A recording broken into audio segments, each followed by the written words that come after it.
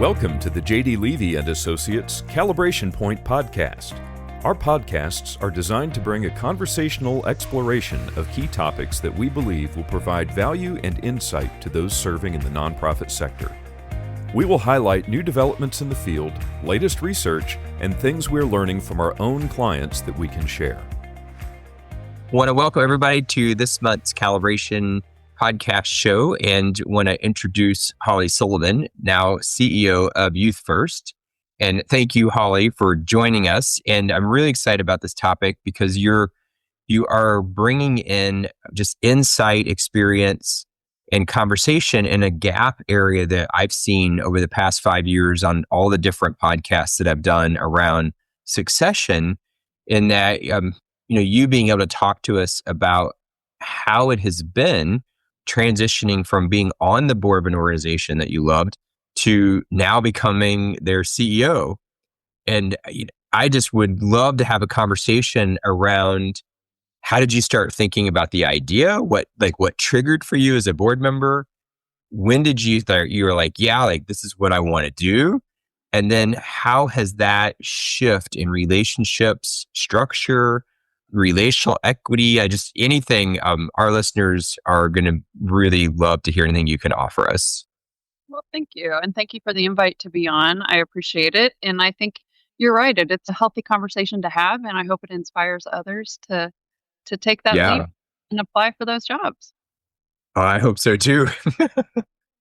No, I love how you kind of set that up as far as succession planning. The organization that I am honored to partner with and work with now took really a deep dive into succession planning and communicating to the board members that we're thinking about this. We want you to be involved. We want you to be informed. We want clarity around the whole process. And just that in itself was huge for our board. We have a big board. We have 30 plus members on our board at one time. So to get that many people focused on succession planning, what does that mean? We're in a 25 plus year lifespan of our nonprofit. This is a big deal. How can we all take a part of carrying the water on this together, but also be very organized in how we approach the transparency around the succession planning? So I, as a board member, I had only been on the board a couple years. I had been on a committee prior to that as a volunteer, though. So, and even prior to that, was introduced to the board and our mission just from my past role, being able to be plugged in as a public servant and how can I help with the funding model of this particular nonprofit that was in the region of the state that I advocated for. So I kind of slowly learned the mission from getting to know it as a volunteer and an advocate in my past role as a public servant, then getting to know the mission and the board through a committee, a small volunteer role. It was called School and Government Committee, and then joining the board. So it was really kind of a stair step of knowledge, a little bit of knowledge, why we exist in the area and why our mission is so important, then a more focused knowledge of how do we partner with schools, how do we partner with government, and then an even more focused knowledge of joining the board when I was asked to be a board member, and then really getting that deep dive into things like financials and HR and our mission and our impact and where do we want to grow and why do we want to grow, all of those things that the board members were a part of. So that to me was a blessing because it was just a stair-step approach of information to the mission. And I think nonprofits would actually really gain from that, right? Just stair-stepping those volunteers, a little bit of information, and then a deeper knowledge and a deeper commitment and a deeper mission drive for your volunteers. And that's what I think, quite honestly.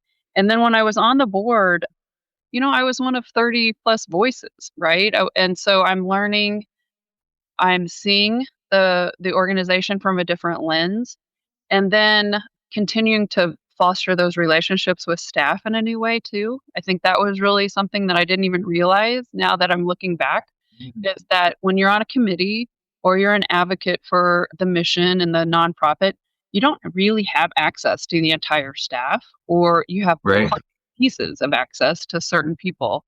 And when I got to be on the board, I got to see the staff in a new way and got to know the executive staff and our social workers in a new light.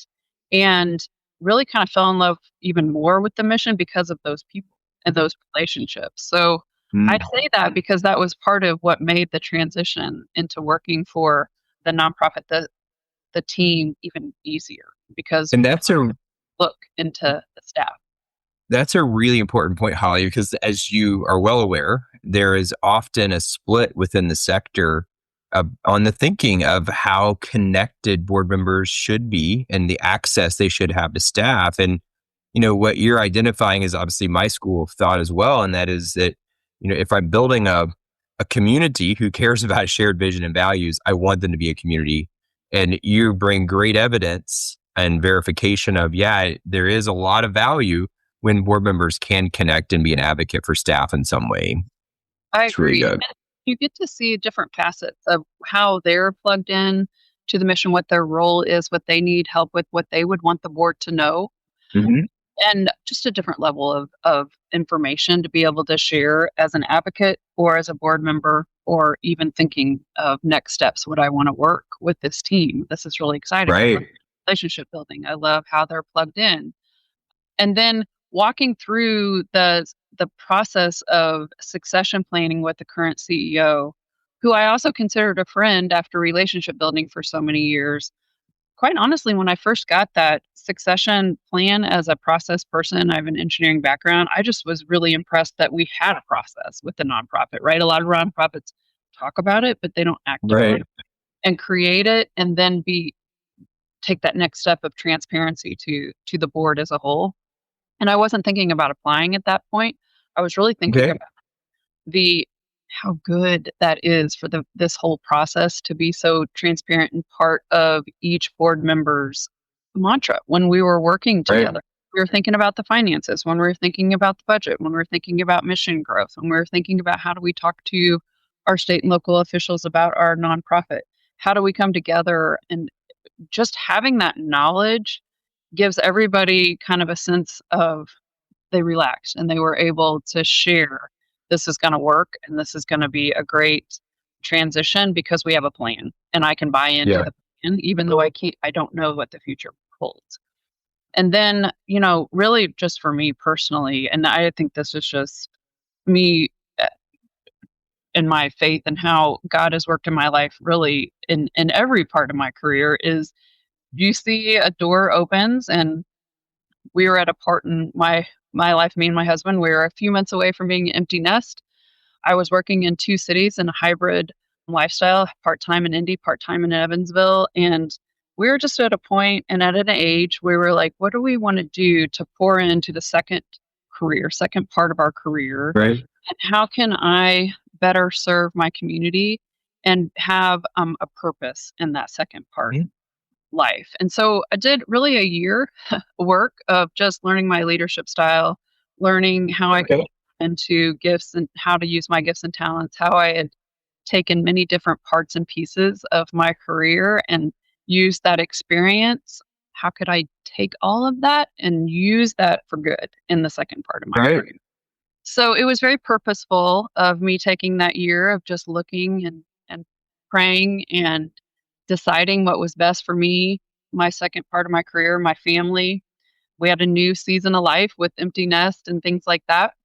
And then was approached like, wait a minute, you're on the board and we have this opening. What about this position? And I prayerfully considered it and looked at that job description and my gifts and talents. And really what was two things were kind of a catalyst of change in that decision. One, I really loved the team that I had gotten to know as a board member. Yeah.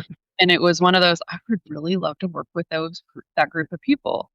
And how cool would it be to wake up every morning with this mission on my mind, right? Like, Mm. how cool would it be to close every day working really hard for this particular mission and the next generation? And so that was really the catalyst of change, to change from a board member embracing the process of succession to applying and wanting to be a part of the Wow. future. That's great. So then you apply, and obviously with us doing the succession and the search work, I was very intimate with your process there and was excited just in and how you were a part of that and what we were seeing. And just a lot of great excitement in that process. And then you're hired. And talk to us about, like, I don't know, like, how has that felt? What has been, have there been parts where you've grieved a loss of the board role, knowing that it's obviously been replaced with the great things with you as CEO and now going even deeper with that internal team? Yeah, like, just how has that been now in transition?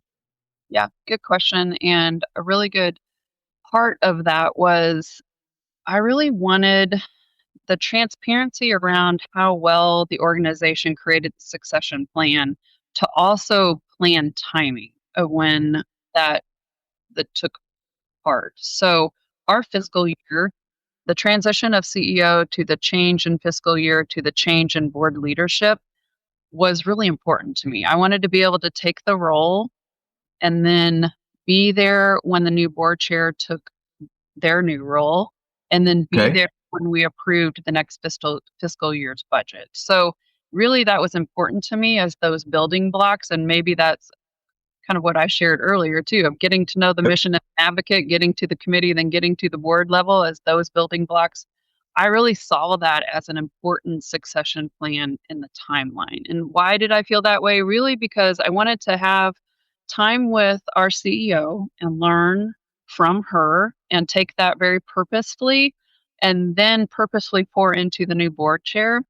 And then he and I got to kind of, start this venture together. And I Hmm. was in place so he didn't have to transition CEOs halfway through his role. And then after we got 2 months in, kind of worked out the kinks of that new leadership role together, we got to put together and plan for that next budget for the fiscal year. So I really felt that was an important process for building up to a bigger event like purposefully passing a budget. And then how do we live in that budget for the next year? And how do we own those new goals together? And then how do we communicate that to our board members so that they feel it was a smooth handoff? It's also Yep. just how my brain works, right? I just want to build up to those bigger events and bring people along with me instead of a lot of me, back and forth, and who's in charge in this meeting and who owns this budget and who doesn't, those things with a nonprofit. And it also, I think, helped our staff. We have, 130 plus employees, and it helped them kind of see that gradual growth and those new relationships and that building up to what really affects them a lot too, the budget and how we're planning, Right. growing, and how we're going to work together moving forward. But it allowed us to have that time buffer. Like I had that time with our CEO as she was working towards her retirement. I had that Yep. time with the new chair, get to know his leadership style and how can I uh, communicate well with him and together with him to the board Hmm. members. And then we got to work together with our finance team and how do we communicate this next budget role and how do we put together the next year of exciting things like board retreats and Right. that relationship building that needed to happen. So I really am blessed by that working out that way. And I really do feel that timing and how you work through those big milestone moments of relationship building plus getting the hard work done is important to Yep. map. Yeah, that's really good. And have you felt any loss in the role moving off the board and becoming a CEO? Well, I think board members get to know the CEO really well. So I share that, our past CEO is a good friend of mine just because of the years of getting to know Youth First and getting to know her. That Hmm. was important to me, getting to know the mission. You get to know the leadership there. So a funny story, like I was halfway through kind of our onboarding training, just the one-on-one meetings that we had every week between me as the new CEO Perry is leaving.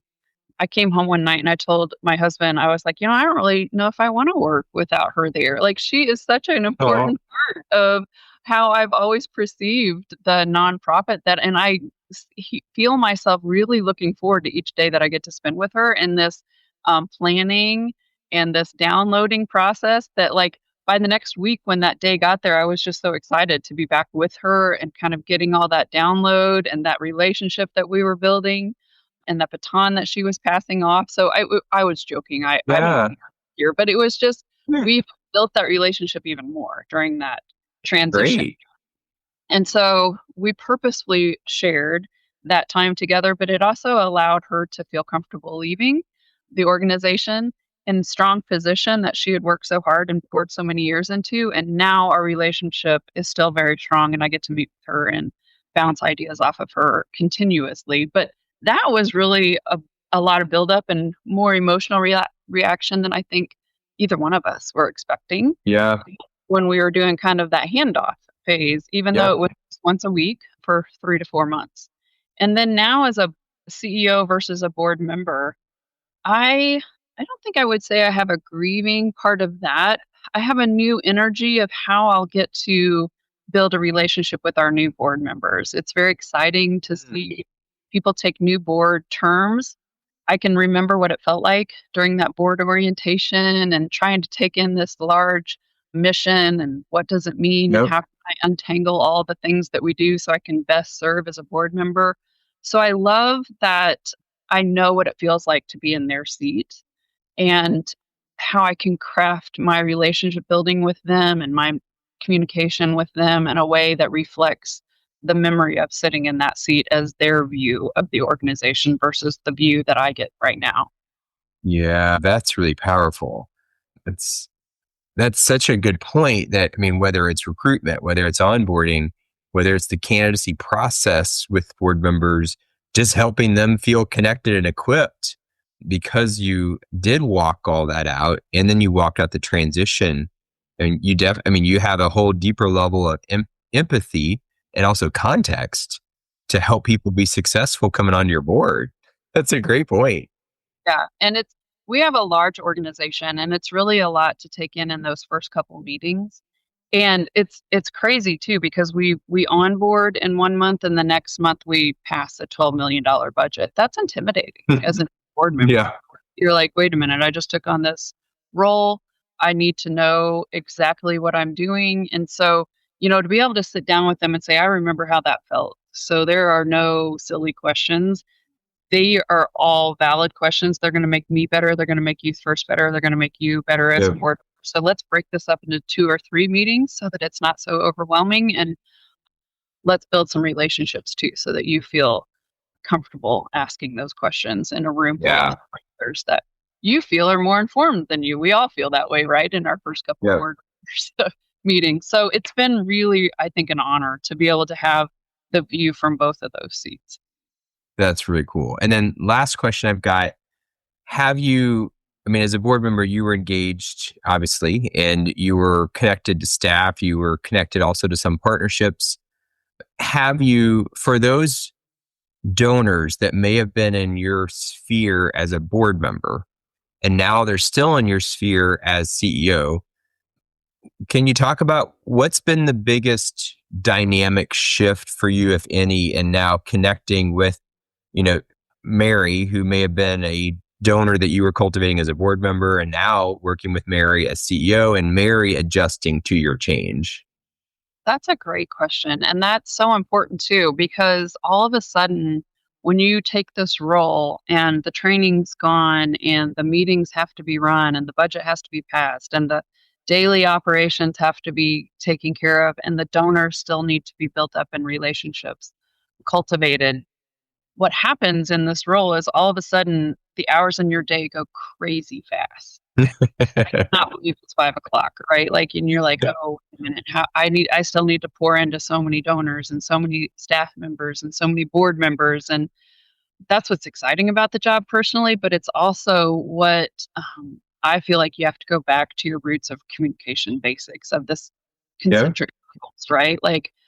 You have to talk to your core executive team, then that next level, and then bringing in your donors. So if I don't take care of the core of our mission and those employees that I get to work with every day, and just jumped right out to the third circle of that concentric circle and work to build all those relationships with donors first, we might not be here in 10 years for those donors to be able to impact, right? So it was really purposefully pouring into our staff, then our board, and then our donors where I Mhm. used to only live in the sphere of just the donors, like somebody else was Right. doing all those other relationships. So that was hard to kind of pull that back a little bit Yeah.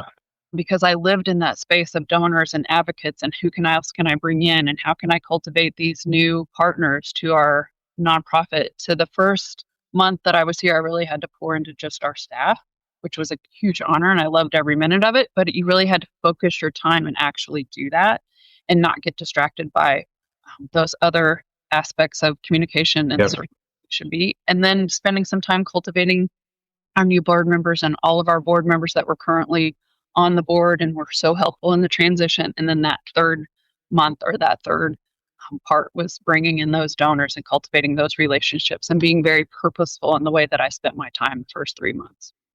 Yeah. That's great. And it's just really neat for the donor to be connected with you in that transition process as well. And I mean, if we had a donor, with us, that's a question I'd be asking them is, what has this done to your intimacy and advocacy for the cause?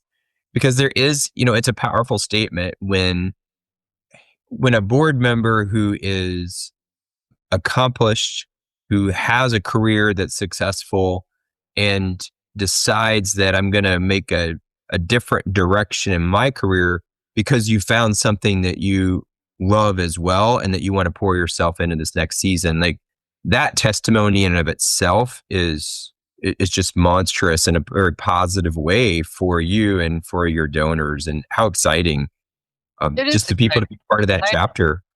Absolutely. And they have a sense of ownership too, because one of their colleagues on the board now is internal, a different view. And there's some ownership in that because we were so transparent with the process Right. and important it was that somebody knew the mission and that we didn't get so hung up on this type of education, this type of past experience, this type of all the things that you can get very legalistic about instead of Yeah. who's the right person at the right time with the right skill set and the right passion for what we're going to do in the future. And I'm thankful that it was approached that way. And then now when I partner, they know I had that purposeful time with the staff. They know I had a purposeful time with our board, and they know that I have a purposeful time now pouring in donors. And that conversation has been really rich, and I've enjoyed it all. That's excellent. And I'm going to close us with your opening inspiration. And that is that we hope more board members you hope board members are on the board because they love the organization. And if they are, then it should be something that naturally happens, hopefully more frequently. And you're a great testimony to that and how fruitful it can be when a board member says, hey, maybe this is something I'm interested in. Absolutely. It gives that opportunity. I mean, I've been on the board for for-profits, and that's a totally different type of role, totally different type of governance versus management. But when you're in a nonprofit, if you're serving on a board that you would never consider working for, I would just ask you that you check in with yourself on that, right? Like check in and say, if I would never want to work and build this mission in a different way, am I serving on the right boards, right? And then you make that change to serve on the right boards and you want to see a deeper and deeper relationship grow because you're so committed to their mission. It doesn't mean that everybody needs to go work for their nonprofit, but some of us do, and some of us want to, and some of our communities deserve that type of attention on our nonprofits to build better communities and build better states and build better human beings and relationships. So that's the exciting part. Yeah, I love that. That's a great line in the sand. I think I'm going to start asking, and that is, would you ever consider working in the organization you're serving on a board of? And if the answer is, and obviously economics mitigated, depending on someone's situation, but if the answer is no, that should definitely be a real place for someone to do some self-examination. I love that, Holly. What a great charge for our listeners today. I can't appreciate, what you've gone through, not having transitioned from a board to a CEO, but getting to be a partner with you guys as you did it and appreciate the richness of that process. You're a great testimony, a great witness to all the aspects of why board members ought to pensively think about the positions that open up, why you should consider these things if you're even on a board, but then also just, again, the empathy and support you can give to a board member that is unique because of what you have walked out within Youth First. So appreciate your time and look forward to finding another kind of land the plane topic. I'm sure as listeners have questions about this, we'll have another topic segment come from it. I love it. Well, thank you. And thanks for your time. And I really enjoyed the conversation. Thanks for listening to the J.D. Levy & Associates Calibration Point Podcast. If you have comments or ideas for future episodes, please reach out using the contact page on our website, jdlevyassociates.com.